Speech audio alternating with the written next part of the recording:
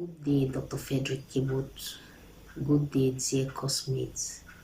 Here is a presentation from TED 504, Introduction to Educational Administration and Planning, Unit 13, Topic, Educational Planning.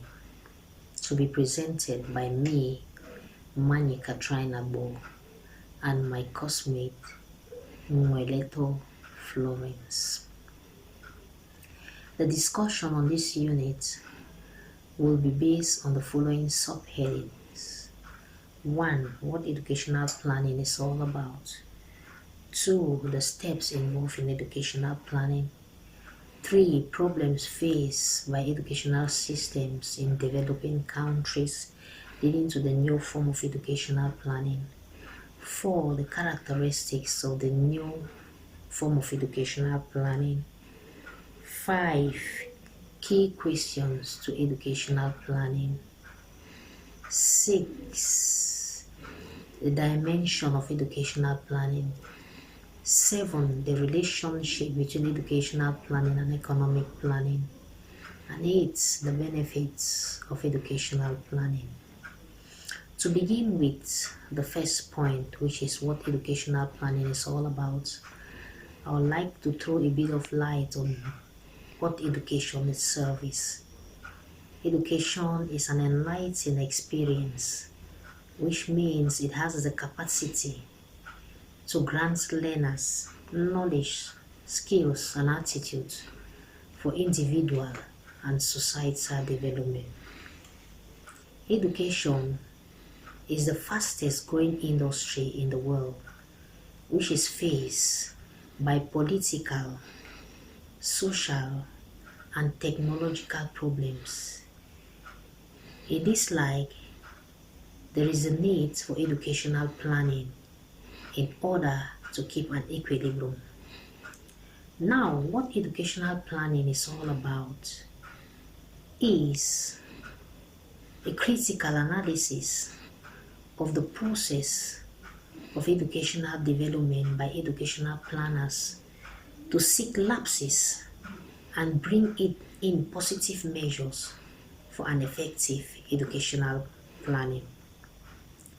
In this light comes in 1970 define educational planning as a rational and systematic analysis of the process of educational development with the aim of providing a more efficient and effective education that responds to the needs and objectives of individuals and the society. Meaning, educational planning is meant to guide educational management and administration. Thus, it is an integral part of both.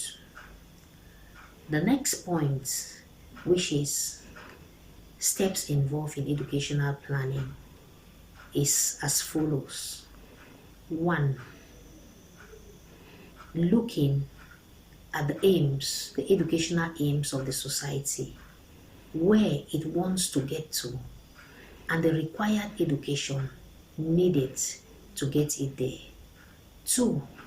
An evaluation of the nature of the learners, their needs, and their aspiration. 3. Examining the state of knowledge, that is, the educational arts and technology. And 4. The examination also of the innate ability of the educational system to critically observe its processes and bring in intelligent actions that can help it to improve on its performance. A question that someone will ask is, when did educational planning start? It started since the invention of education. But note should be taken that by 1970, Many countries suffer lapses, weaknesses in their educational system due to an implementation of an educational planning that was fragmented. This is to say, the educational planning was not integrated into the other sectors of the economy, which led to several problems. And these problems also brought in the issue of the new form of educational planning. What are these problems? The first is wasteful imbalances within the educational system, in line with the distribution of teachers, equipments, buildings, etc. The second problem was an increase in the demand of education over the supply of education. Reason for this being that there was an explosion in the population of the youths, and the developing countries also were striving to meet up with the target of education for all by 2015. The second problem faced by the educational system was that of the demand for education exceeding the supply of education. This was as a result of the explosion of the population of the youth and the attempt of the developing countries to meet up with a target of education by all by 2015, with the promises to provide better education to its citizens. The next problem was financial bottlenecks. The cost of education kept on increasing over the revenues. The educational budgets could not cope. Educational projects were underestimated. Feasibilities for projects were not well tested. The finances or resources for education couldn't meet up with these projects, thereby leading to the spread of thinner resources over a vast population of learners, bringing in issues such as overcrowded classrooms, high repeatal rates, and school dropouts. The next point was non-financial bottlenecks. The educational planners in the developing countries were not trained. They lack skills of planning. The administrative abilities of the authorities also were limited. They couldn't make plans, execute plans in line with the finances put in place for education in order to bring forth desired results. This led to the schools having constructive budgets which could not be used, equipments which could not also be used, and facilities that could not be staffed. Another problem faced by the educational system was unemployment for the educated. Immediately after independence, vacancies for employment were lucrative. But by 1917, the economies could no longer provide job opportunities as they could. This was because of the use of an educational plan that was fragmented, not meaning it was not integrated into the economic sector.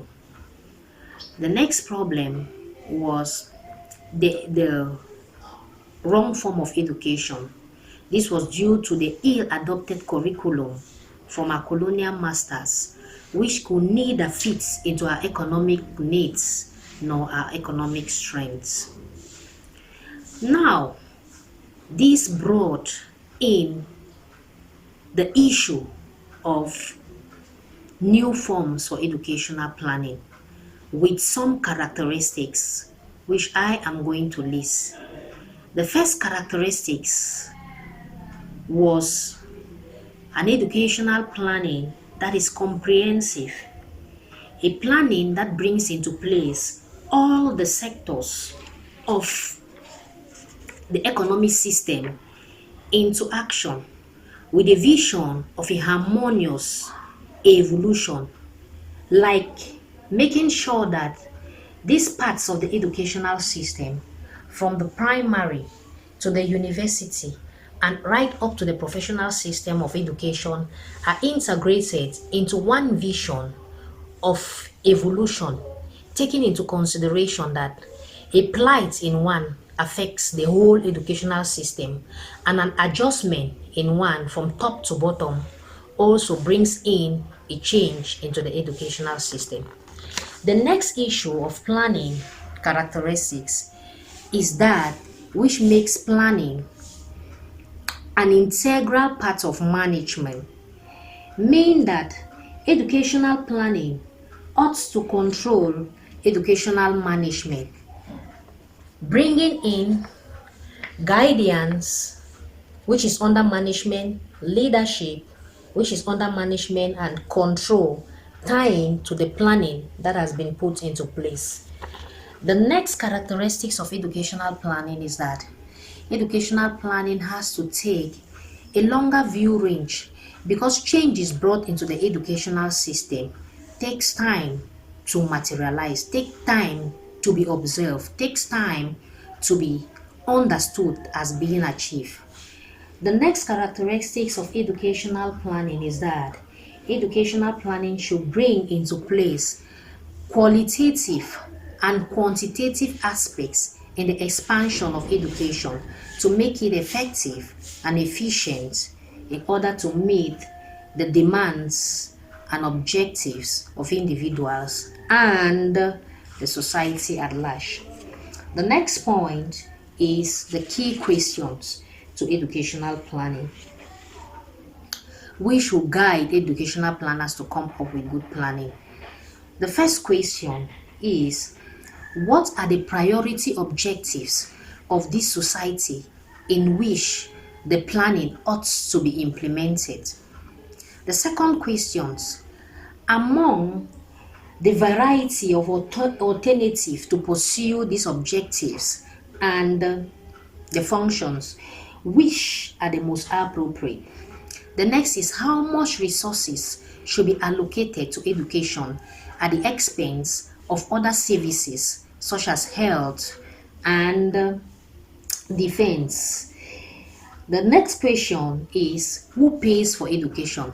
That is the distribution of the costs and burdens, the costs and the sacrifices of education to the direct recipients, the different members in the society as a whole.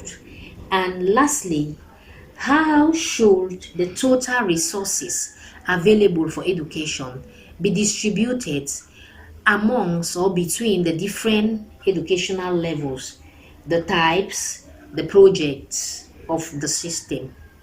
My colleague Muelato Florence comes in to give light on the following points. Good morning, Dr. Frederick Ebot. I am Muelato Florence Ankweta. I will be presenting on the following topics: educational planning dimension, relationship between educational planning and economic planning, the benefit of educational planning. I will begin with educational planning dimension. Educational planning dimension deals with the scope of educational sector, comprising the formal and the non-formal education. Formal education is the education which is received through schooling. That is primary, secondary, and tertiary forms, as one of the ways of developing knowledge, skills, and capacities of persons for participation in the labor force. Formal education transmits societal cultures, norms, and values, promote social and political integration, maintain social control, and social change. though some critics says it perpetuates inequalities in the society. But free education, to an extent, helps to reduce the level of illiteracy in the society.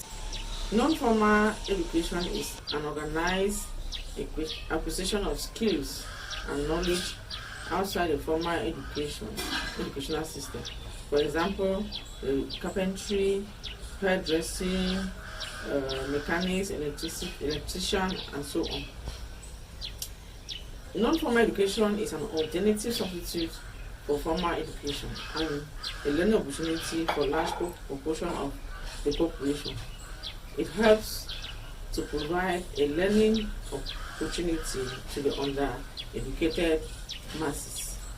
That is, those who cannot cope in the formal sector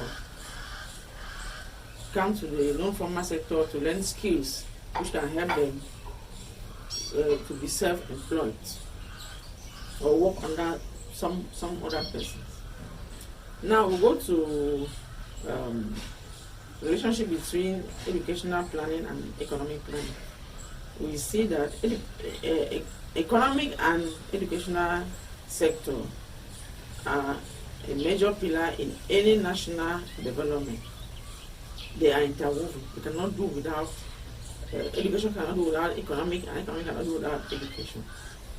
So their relationship is a two-directional link. And we see that economic provides the educational sector with financial resources and other resources to help the education to train skills, manpower, or labor. And we see that economic education in the other way helps to train people and produce, helps to train people and send to the economic sector. And it goes on and on like that. We're going to talk now on the benefit of educational planning. To plan is very important in any nation. In whatever thing you do, you need to plan to achieve the objectives of what you want to do. So we see that educational planning leads to optimal utilization of educational resources, thereby reducing educational wastage. It also leads to efficiency. It also leads to greater efficiency and effectiveness of educational management.